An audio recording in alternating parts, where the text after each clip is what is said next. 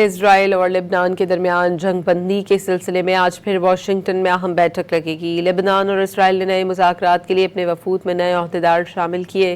CNN کے مطابق ایک اسرائیلی اہلکار نے بتایا کہ مذاکرات صبح 9 بجے مشرقی امریکی وقت کے مطابق شروع ہوں گے۔ اس دوران جنگ بندی کی صورتحال اور اگلے لائحہ عمل پر غور کیا جائے گا۔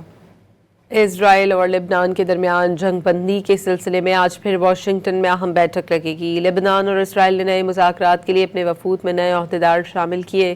CNN کے مطابق ایک اسرائیلی اہلکار نے بتایا کہ مذاکرات صبح 9 بجے مشرقی امریکی وقت کے مطابق شروع ہوں گے۔